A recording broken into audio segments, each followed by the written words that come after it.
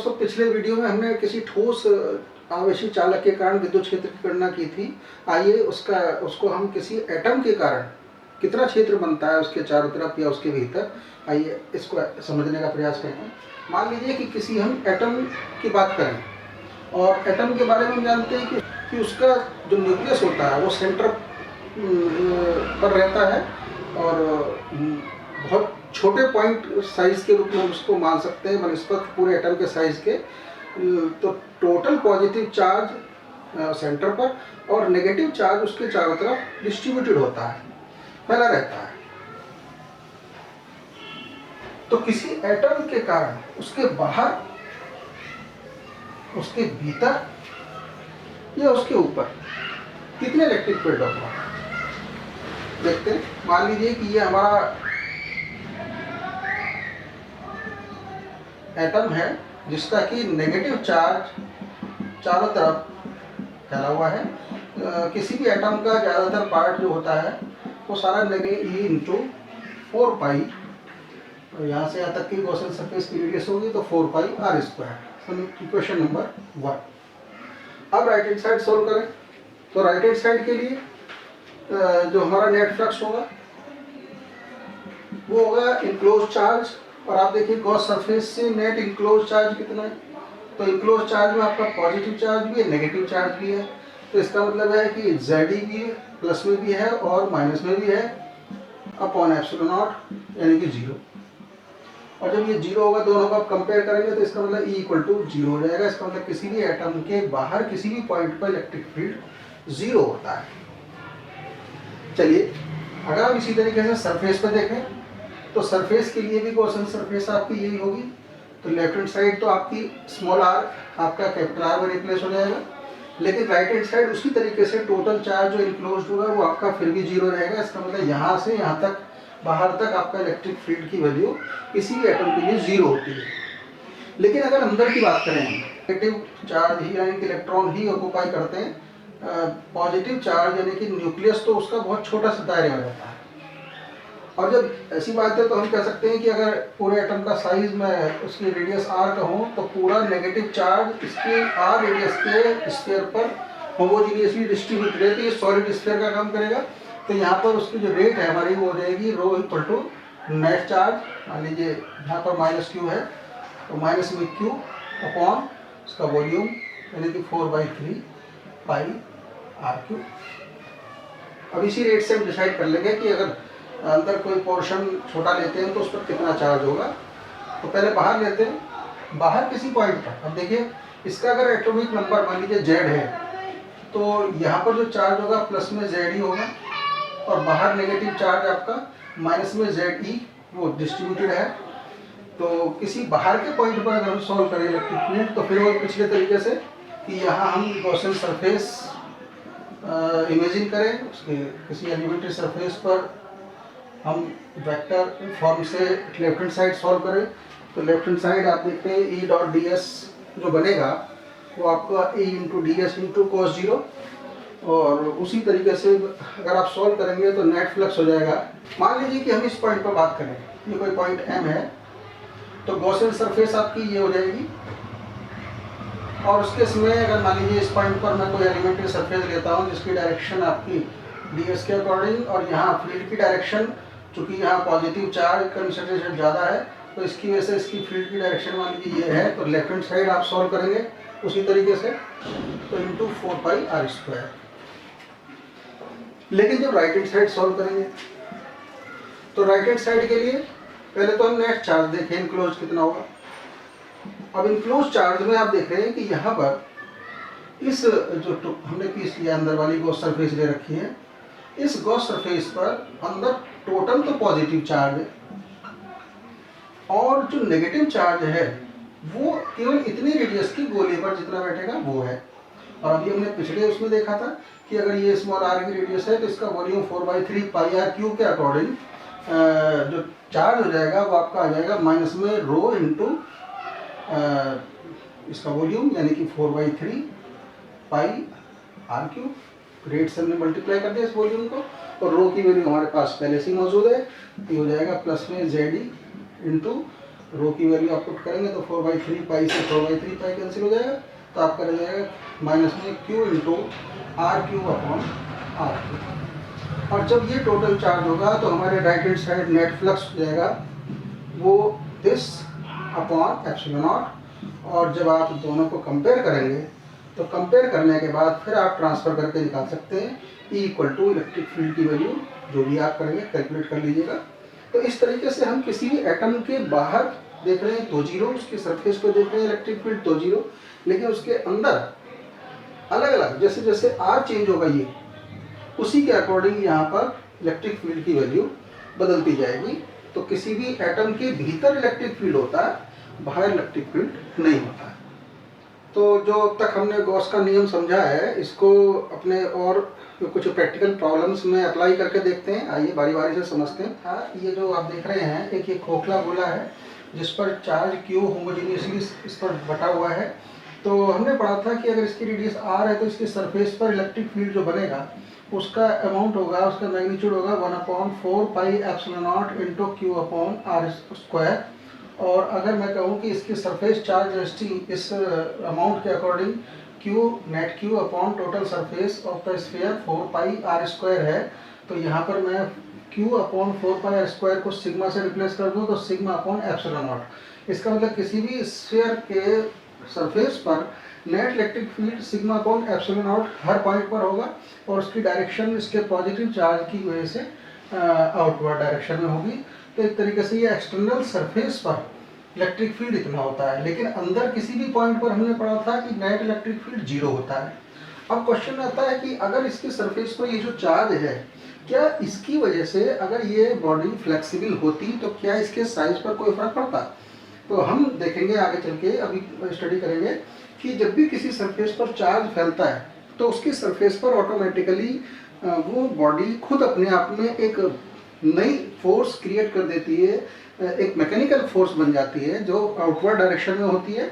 और अगर मैं एग्जांपल के लिए ये कहूँ कि अगर ये पानी का एक बुलबुला होता और उस पर कोई चार्ज आ जाए तो उस बुलबुले का साइज ऑटोमेटिकली उस फोर्स की वजह से जो बाहर की डायरेक्शन में होगी, उस मैकेनिकल फोर्स की वजह से, जिसकी वजह से एक प्रेशर भी क्रिएट होगा, तो उस बुलबुले का साइज बढ़ जाएगा। तो वो क्यों होगा, देखिए दोस्तों, मान लीजिए मैं इसको दूसरी फिगर में समझाऊँ।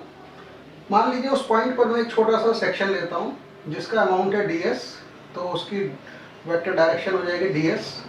अब इस सरफेस पर जो नेट चार्ज बनेगा वो इस रेट के अकॉर्डिंग डिसाइड होगा। हम रेट पहले ही डिसाइड कर चुके हैं। सरफेस चार्ज डेंसिटी अगर सिग्मा है तो इस सरफेस पर चार्ज हो जाएगा सिग्मा इंटू ds। अब क्वेश्चन आता है कि इस छोटी सी सरफेस पर जिस पर चार्ज dq है उसके पास या उसके बहुत पास किसी पॉइंट पर, मैं इस फिगर को देखिए, पॉइंट इधर भी हो सकता है इधर भी हो सकता है, ये एक तरीके से प्लेट बन चुकी है, छोटी सी सेक्शन को हम प्लेट मान सकते हैं। तो इसको मैं थोड़ा सा और बड़ा करके दिखाऊं कि ये छोटा सा जो सरफेस मैंने लिया है इसके पास इधर और इधर, पीछे हमने टिक किया था टॉपिक जो हमारा पार्ट 4 था, उसमें हमने पढ़ा था कि किसी प्लेट के पास जो इलेक्ट्रिक फील्ड होता है वो सिग्मा अपॉन 2 एप्सिलॉन नॉट होता है। तो वो इलेक्ट्रिक फील्ड इस पॉइंट पर भी और इस पॉइंट पर भी amount sigma upon 2 epsilon not होगा, लेकिन डायरेक्शन इस पर जो पॉजिटिव चार्ज है प्लस में dq, अमाउंट उसका dq है, उसकी वजह से इस पॉइंट पर होगा आउटवर्ड डायरेक्शन में, जबकि इस पॉइंट पर होगा इनवर्ड डायरेक्शन में। यानी कि यहाँ पर अगर मैं दो पॉइंट लूँ P और Q, तो आप देख रहे हैं P पर होगा अंदर की ओर, Q पर होगा बाहर की ओर, उसका जो मैग्नीट्यूड होगा वो होगा सिग्मा अपॉन 2 एप्सिलॉन नॉट। अब जो सेक्शन मैंने लिया था उसके अलावा जो बाकी आपका स्फीयर बचा हुआ है उस पर जितना भी चार्ज है, आप देख रहे हैं कि मैक्सिमम पोर्शन इधर ही है, तो उसकी वजह से भी फील्ड बनेगा इन्हीं दोनों पॉइंट्स पर। तो ये पॉइंट इसके राइट साइड में पड़ रहा है, इसलिए यहाँ पर P पर जो फील्ड की डायरेक्शन होगी वो ठीक अवे होगी, और Q पॉइंट जो है वो भी इस ब्रेस्ट ऑफ द स्फीयर के इसी साइड में पड़ रहा है, इसलिए यहाँ पर भी फील्ड की डायरेक्शन यही होगी। अब मान लीजिए कि जो आपका सेक्शन बन रहा था उसकी वजह से जो फील्ड बन रहा है दोनों तरफ, उसको मैं E1 कहूँ, उसका मैग्नीट्यूड, और जो रेस्ट ऑफ द स्फीयर है उसकी वजह से जो दोनों सेम डायरेक्शन में जो फील्ड बन रहा था उस अमाउंट को मैं E2 कहूँ। मैं यहाँ पहले शो कर चुका हूँ, E1 आपका यही है सिग्मा अपॉन 2 एप्सिलॉन नॉट, जबकि E2 आपका रेस्ट ऑफ द स्फीयर की वजह से। तो ये दोनों अमाउंट आप देख रहे हैं कि सेक्शन की वजह से जो छोटा सा पार्ट लिया था उसकी वजह से दोनों तरफ के फील्ड की डायरेक्शन अपोजिट है, जबकि रेस्ट ऑफ द स्फीयर की वजह से उन्हीं दोनों पॉइंट्स पर डायरेक्शन सेम है। तो आप देख सकते हैं कि नेट पी पर जो अमाउंट होगा इलेक्ट्रिक फील्ड का वो पी पर अपोजिट डायरेक्शन की वजह से नेट हो जाएगा E1 और E2 का डिफरेंस, जबकि Q पर जो होगा EQ वो सेम डायरेक्शन की वजह से हो जाएगा E1 प्लस E2। और हम जानते हैं कि यहाँ पीछे पढ़ चुके हैं कि जो सरफेस पर, चूंकि ये पॉइंट बहुत नज़दीक है तो मैं सरफेस पर बना सकता हूँ, तो ये सरफेस का जो फील्ड है जो इस पॉइंट पर बाहर की ओर बन रहा है वो आपका EQ है, जिसकी वैल्यू हम जानते हैं 1/σ/ε0। और अंदर जो है EP, जो P अंदर है, अंदर के हर पॉइंट पर फील्ड 0 होता है, इसलिए ये अमाउंट हो गया आपका 0। अब आप देखिए दोनों इक्वेशन से, इस इक्वेशन से तो क्लियर हो रहा है E1 इक्वल टू E2 होगा, इसका मतलब दोनों फील्ड इक्वल होंगे E1 और E2, यानी कि ये जो छोटा सा सेक्शन लिया था वो भी उतना ही फील्ड बनाएगा और रेस्ट ऑफ द स्फीयर है वो भी उतना ही फील्ड बनाएगा, दोनों के अमाउंट सेम होंगे।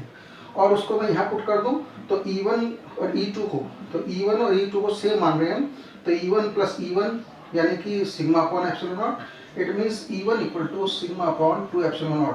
इसका मतलब है जो E1 है वही E2 है और उन दोनों की अमाउंट σ/2ε0 होगी। इसका मतलब है कि इस सेक्शन के कारण भी दोनों तरफ उतना ही क्षेत्र बनेगा जितना कि बाकी बचे हुए शेल की वजह से होगा, और दोनों की वजह से जो क्षेत्र बनेगा वो σ/2ε0 होगा। एक तरीके से अब ये जो बचा हुआ गोला है इसको छोड़ करके वो अपने आप में एक फील्ड बना रहा है इस पॉइंट पर आउटवर्ड डायरेक्शन में। तो एक फील्ड बना हुआ है जिसकी इंटेंसिटी है उस पॉइंट पर वो है σ/2ε0, और वहाँ पर एक छोटा सा सेक्शन रखा हुआ है, छोटा सा चार्ज रखा हुआ है जिसकी वैल्यू है dq। तो सीधी सी बात है कि ये गोला उस छोटे से सेक्शन वाले पार्ट पर कितना फोर्स बनाएगा, F equal to EQ, EQ means E into DQ, और E है हमारा σ/2ε0 इंटू, और DQ है हमारा जो चार्ज है इस पर वो हम निकाल चुके हैं sigma into ds, it means σ²/2ε0 into ds। ये वो फोर्स एग्जर्ट करेगा जो हमारा बाकी बचा हुआ जो गोला है वो उस छोटे से सेक्शन पर और आउटवर्ड डायरेक्शन में लगाएगा।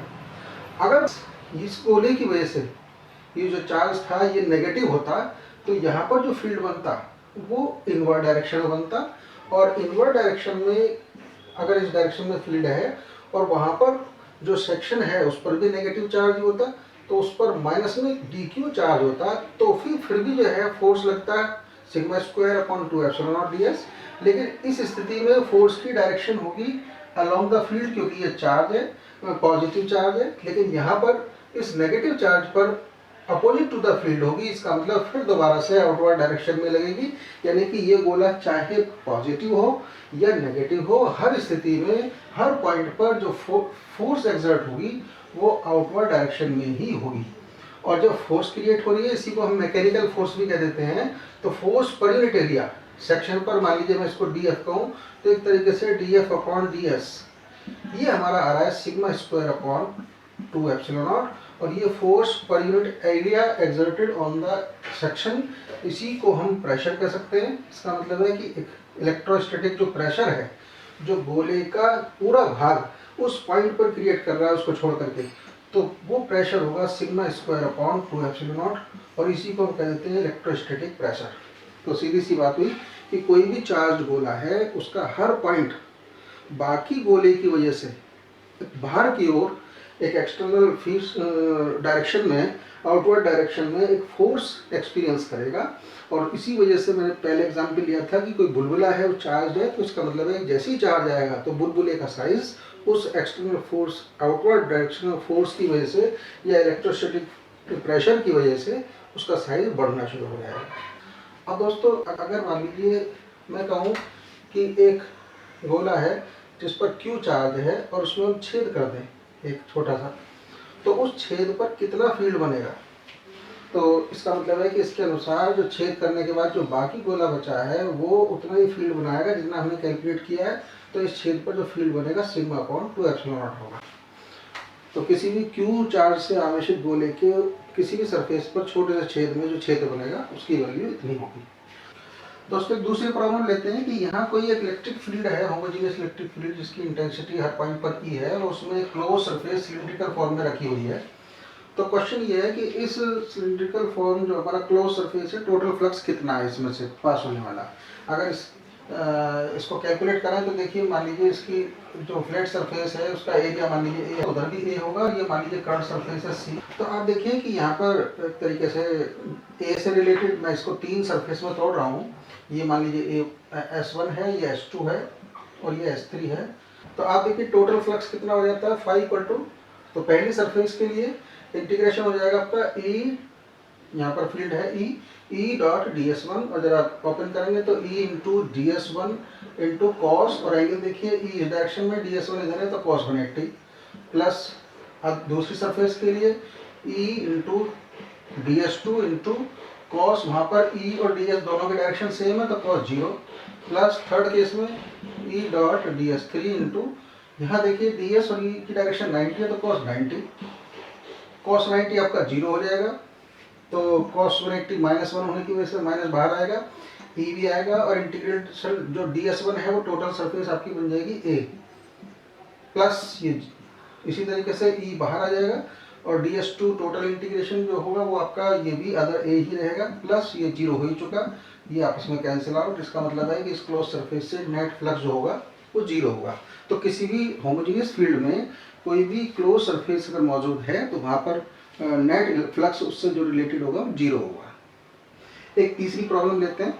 दोस्तों प्रॉब्लम है कि मान लीजिए कोई एक सिलिंड्रिकल सरफेस है और ये क्लोज्ड है और इस पर टोटल चार्ज Q है, तो अगर इसकी कर्व सरफेस से side flux electric flux pass हो रहा है तो किसी एक साइड से कितना फ्लक्स पास हो रहा होगा, इसे कैलकुलेट करिए। तो सिंपल सी बात है कि चूंकि ये क्लोज सरफेस है, Q चार्ज है, तो टोटल इनक्लोज जो सरफेस की वजह से टोटल फ्लक्स होगा हमारा वो होगा according to Gauss law net charge, यानी कि Q upon epsilon naught. Net charge enclose Q है ही, तो वो हमारा Q अपॉन एप्सिलॉन नॉट। लेकिन उतने में से सारी जो पार्ट है वो आपका कर्व सरफेस से है, तो इसका मतलब जो दो सरफेस है अगर इससे फ्लक्स फाई है तो यहाँ से भी फ्लक्स फाई ही पास होगा, तो टोटल हो गया 2 फाई। तो 2 फाई जो रह गया वो आपका नेट फ्लक्स फाई टी में से जो आपका साई पार्ट बाहर निकल रहा है उसे सॉल्व कर दीजिए। तो ये टोटल फ्लक्स हमारा हम निकाल चुके Q upon epsilon not minus psi हमारा ऑलरेडी गिवन है ही, तो फाई हो जाएगा आपका टोटल का 1/2। तो एक तरीके से किसी एक सरफेस से आपका जो फ्लक्स पास होगा वो half into Q upon epsilon not minus psi होगा। एक और प्रॉब्लम लेते हैं इसी तरीके से। दोस्तों हमने पीछे पढ़ा था कि कोई एक इन्फिनिट एक्सटेंशन की कोई प्लेट है, तो उस पर चार्ज अगर Q है तो उसके पास किसी पॉइंट पर इलेक्ट्रिक फील्ड की value E equal to sigma upon 2 epsilon naught होती है। अगर ये पॉइंट P है तो प्रूव करिए कि इसके पास इससे आगे एक दूसरा पॉइंट Q है, उस पर भी फील्ड इतना ही होगा। तो मान लीजिए कि हम इसको कॉन्ट्रडिक्शन थ्योरम से लेते हैं, मान लीजिए नहीं है, दोनों में फील्ड अलग अलग है E1 और E2। तो मैं यहाँ पर एक सिलिंड्रिकल क्लोज सरफेस इमेजिन कर रहा हूँ, और चूंकि ये पॉजिटिवली फ्लैट सरफेस है तो इससे फील्ड की डायरेक्शन होगी ठीक इसके परपेंडिकुलर डायरेक्शन में अवे टू द प्लेट होगी। तो यहाँ पर जो फील्ड है वो आपका राइट साइड में है। अब आप देखिए जो पिछला हमने एक प्रॉब्लम सॉल्व की थी उसके इस सरफेस पर अगर हम सॉल्व करते हैं तो यहाँ ds की डायरेक्शन और E की डायरेक्शन ठीक अपोजिट होंगी, जबकि इस पॉइंट पर E की डायरेक्शन और ds की डायरेक्शन दोनों सेम होगी, जबकि कर्व सरफेस पर E की डायरेक्शन और ds की डायरेक्शन दोनों एक दूसरे के परपेंडिकुलर होंगी। तो इसका एरिया अगर फ्लैट सरफेस का एरिया A है तो आप देखिए यहाँ पर नेट फील्ड बन जाएगा, फ्लक्स जो टोटल बनेगा वो आपका होगा E into E dot ds के अकॉर्डिंग सॉल्व करेंगे तो 180 डिग्री की वजह से बन जाएगा माइनस में EA, अभी पीछे सॉल्व किया था हमने। और सेकंड सरफेस की ये E1A क्योंकि हम यहाँ पर E1 मान रहे हैं, और दूसरी सरफेस के लिए हो जाएगा प्लस में E2A, और थर्ड सरफेस के लिए हो जाएगा cos 90 की वजह से 0। तो नेट फ्लक्स जो बनेगा वो माइनस E1A प्लस E2A। और उस प्रॉब्लम में हमने सॉल्व किया था कि किसी भी फील्ड में रखे हुए अगर क्लोज सरफेस है तो उससे नेट फ्लक्स जो होता है वो 0 होता है। तो इसका मतलब ये इक्वल टू 0 होना चाहिए। तो इससे सॉल्व करके देखेंगे तो E1 इक्वल टू E2। इसका मतलब है कि फ्लैट प्लेट के पास किसी भी पॉइंट पर फील्ड हमेशा सेम होता है। एक और प्रॉब्लम लेते हैं इसी तरीके से। दोस्तों मान लीजिए कि ये क्यूब है जिसकी साइड है ए, और हमारे पास तो एक चार्ज है प्लस क्यू, ये एक फ्रेम है। तो हम इसको बारी बारी से इस फ्रेम के अलग अलग पोजीशन पर रखते हैं। तो हमें चाहिए कि उस इसकी जो 6 फेस हैं, 4 साइड पर 2 ऊपर नीचे, उनमें से किसी एक फेस से हर पोजीशन में कितना कितना इलेक्ट्रिक फ्लक्स पास होगा। तो मान लीजिए कि हम इसको पहले इसके सेंटर पर रखते हैं। जब इसके सेंटर पर रखेंगे तो मान लीजिए कि इसके चारों तरफ मैंने एक गॉसियन सरफेस स्फेरिकल शेप में मानी है, तो उससे इनक्लोज चार्ज क्यू हो गया, तो इससे नेट फ्लक्स जो पास होगा उसकी अमाउंट हम पीछे पढ़ चुके हैं। वो गॉस लॉ के अकॉर्डिंग नेट फ्लक्स हो जाएगा इनक्लोज चार्ज यानी कि क्यू अपॉन एप्सिलॉन नॉट। ये वो फ्लक्स होगा जो इस चार्ज से उस इमेजिनरी जो हमने इमेजिन किया है उस गॉसियन सरफेस से निकलेगा। और वही इलेक्ट्रिक फ्लक्स जो कि उसके चारों तरफ एक दूसरा क्यूब है सरफेस है, और हमने पीछे डिस्कस किया था कि शेप साइज कुछ भी हो सेम ही होगा। तो इसका मतलब इसके 6 के 6 टोटल फेसिस से नेट फ्लक्स यही पास होगा। तो चूंकि 6 फेसिस से टोटल फ्लक्स पास हो रहा है, तो किसी एक फेस से कितना हो जाएगा, इसका 1/6 यानी कि 1/6 into Q upon epsilon not. तो अगर सेंटर में कोई चार्ज रखा हुआ है या सेंटर से हटके भी रखा हुआ होगा तब भी इनक्लोज चार्ज इतना ही रहेगा हर स्थिति में। तो किसी भी क्यूब के भीतर किसी भी पोजीशन पर कहीं पर भी अगर कोई चार्ज रखा हुआ है तो किसी एक फेस से जो फ्लक्स पास होगा वो क्यू अपॉन एप्सिलॉन नॉट का 1/6 पार्ट होगा। अब हम दूसरा केस लेते हैं कि अगर हम इसको इसके कोने पर रख दें। जैसे ही हम इसको कोने पर रखेंगे तो अब आप देखिए यहाँ से कोई एक इमेजनरी हम स्फीयर गॉसियन सरफेस अगर माने, तो उस गॉसियन सरफेस से चारों तरफ नेट फ्लक्स फिर दोबारा से सिग्मा अपॉन एप्सिलॉन नॉट ही होगा अकॉर्डिंग टू गॉस लॉ। लेकिन इस टोटल फ्लक्स का कितना हिस्सा इस क्यूब के अंदर आ रहा होगा, तो इसको आप ऐसे समझिए जैसे कि मेरे पास एक फ्रेम है कि ये क्यूब है आपका ये वाला, और इस कोने पर हमने इस चार्ज को रखा है। तो इस क्यूब की वजह से, इस चार्ज की वजह से इस क्यूब के अंदर इतने हिस्से में कितना फ्लक्स पास हो रहा होगा।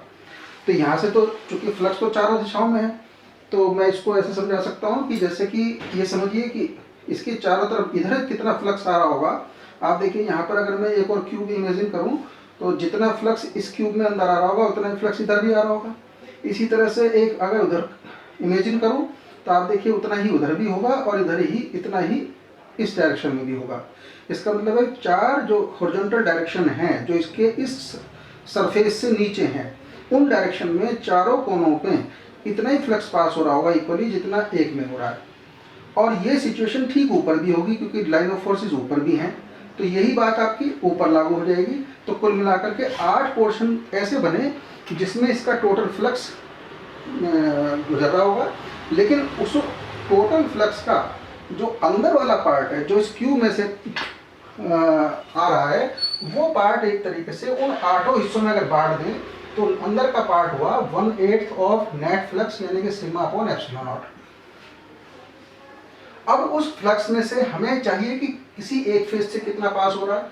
तो आप देखिए कि इस चार्ज से होकर जाने वाली एक फेस तो ये है जो उधर उस साइड में है, एक फेस इस साइड की है और एक फेस ऊपर वाली है। ये 3 फेसेस तो ऐसी होंगी जिसमें लाइन ऑफ फोर्सेस उस सरफेस के ठीक अलोंग होगी, और जब सरफेस के अलोंग होगी तो सरफेस पर कोई सेक्शन होगा तो उसकी डायरेक्शन उससे ठीक 90 डिग्री एंगल बनाएगी। इसका मतलब इन तीनों फेसेस से तो नेट फ्लक्स 0 होगा। बाकी बची 3 फेसेस तो टोटल फ्लक्स को 3 हिस्सों में बांट देते हैं। तो इसका मतलब उस केस में नेट किसी एक फेस से गुजरने वाला जो फ्लक्स होगा वो हो जाएगा आपकी बार इसका 1/3, क्योंकि 3 हिस्सों में से पास होगा 1/8 सिग्मा अपॉन एप्सिलॉन नॉट, यानी कि total sigma upon epsilon not का 24th पार्ट। तो कोने पर रख करके केवल 1/24 इंटू नेट फ्लक्स, इतना ही फ्लक्स किसी एक फेस से पास होगा। अगर इसको कोने से हटा करके हम किसी एज पर रख दें, एज के बीच में, मान लीजिए हमने बीच में रख दिया या यहाँ रख दें या उस एज के बीच में रख दें या इस एज के बीच में रख दें, सभी सिचुएशन सेम है। तो इसको आप ऐसा समझिए जैसे कि मैं सामने वाले कोन एज को लेकर चल रहा हूँ कि मान लीजिए कि ये कोना आपको, कि मान लीजिए ये जो कोना है ये आपको ये वाला कोना नजर आ रहा है। तो सीधी सी बात है कि जो हम इमेजिन करेंगे वहाँ पर गॉसियन सरफेस स्फेरिकल, उसमें से केवल इधर का जो हिस्सा है जो चारों तरफ हमारी इलेक्ट्रिक लाइंस बनेंगी, इमेजिनरी लाइंस, वो इधर भी बनेंगी और ठीक वही सिचुएशन इधर भी हो सकती है, जैसे कि ये वाली सिचुएशन, और सेम यही दो सिचुएशन उधर भी हो सकती है। इसका मतलब है कि जो गॉसियन सरफेस की वजह से टोटल फ्लक्स हमारा सिग्मा अपॉन एप्सिलॉन नॉट बनेगा, वो 4 हिस्सों में बट रहा है। तो इसका मतलब क्यूब के अंदर वाला जो फ्लक्स हुआ वो हमारा फ्लक्स उस स्थिति में टोटल फ्लक्स का 1/4 हुआ, यानी कि इसके चारों तरफ जो फ्लक्स पास हो रहा था उसका केवल 1/4 ही इस क्यूब में आ पाएगा, बाकी या तो उधर निकल जाएगा या इधर निकल जाएगा या उधर चला जाएगा। अब इस फ्लक्स का कितना हिस्सा किसी एक फेज से पास हो रहा है, तो वो फेसेस निकालिए जहां फ्लक्स 0 होगा।